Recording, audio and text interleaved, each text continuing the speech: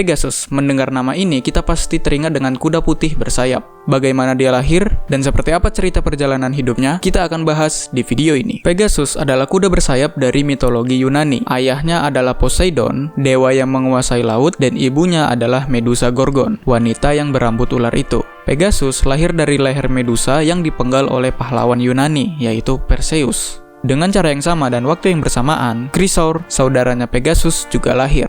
Ada yang bilang Chrysaor ini babi yang bersayap, ada juga yang bilang manusia.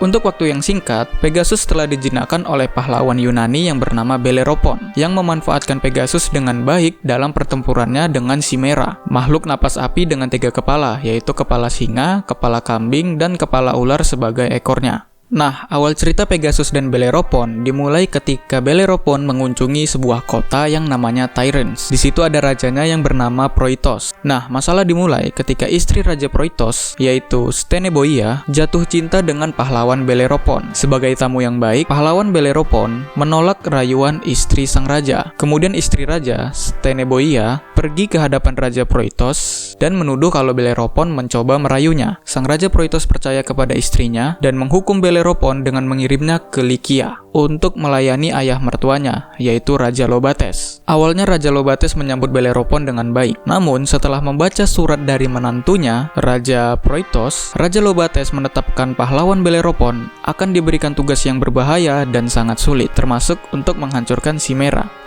Sebelum menghancurkan Chimera, Bellerophon beristirahat di kuil Athena, dan Dewi Athena pun datang di dalam mimpinya. Dewi Athena memberikan tali kekang emas dan menunjukkan lokasi di mana Pegasus berada, yaitu di dekat sungai Pierian. Bellerophon pun pergi ke sana, dan dengan bantuan Athena, dia berhasil menjinakkan Pegasus. Bellerophon mampu mengendarai dan menerbangkan Pegasus, keterampilan yang sangat berguna untuk melawan makhluk-makhluk eksotis. Sampailah saatnya Bellerophon bertempur dengan Chimera. Dengan menunggangi kuda bersayapnya, Pegasus, dia terbang di atas Chimera dan berulang kali memanah ke bagian belakang Chimera dengan busurnya. Chimera yang melemah akhirnya terbunuh ketika Bellerophon menempelkan segumpah timah di ujung tombaknya dan memasukkannya ke mulut monster itu. Napas berapi-api makhluk itu melelehkan timah yang kemudian mengalir ke tenggorokannya dan memadat di organ vitalnya. Setelah kembali dari pertempurannya dengan Chimera, Pegasus dan Bellerophon kembali ke Raja Lobates dan melanjutkan kembali tugas yang diberikan oleh Raja Lobates. Dan bisa kita duga kalau Bellerophon terus mendapatkan kemenangan di setiap pertempurannya. Dan ini membuat Bellerophon jadi sombong. Dia berpikir dia tidak lagi layak hidup di antara manusia. Dia sekarang beranggapan bahwa dia lebih layak hidup di antara para dewa. Jadi dia menaiki kudanya dan terbang menuju Olympus. Zeus marah oleh kesombongan Bellerophon. Dia segera mengirim seekor serangga pengganggu yang akan menyengat Pegasus cukup parah, sehingga kuda bersayap itu melempar Bellerophon jatuh ke bumi dan Bellerophon pun mati. Nah, di sini ada versi yang berbeda. Ada yang mengatakan Bellerophon tidak mati, melainkan masih hidup karena diselamatkan Athena. Ada juga yang mengatakan kalau Bellerophon selamat tapi dia lumpuh.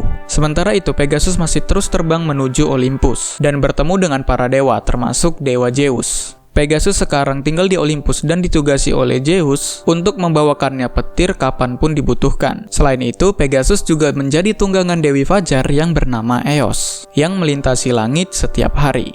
Setelah bertahun-tahun mengabdi, Zeus memberi Pegasus rasi bintang, yang menyandang namanya hingga saat ini. Oke, itulah tadi kisah Pegasus mulai dari dia lahir sampai ke Olympus dan menjadi rasi bintang. Terima kasih udah nonton dan sampai jumpa di next video.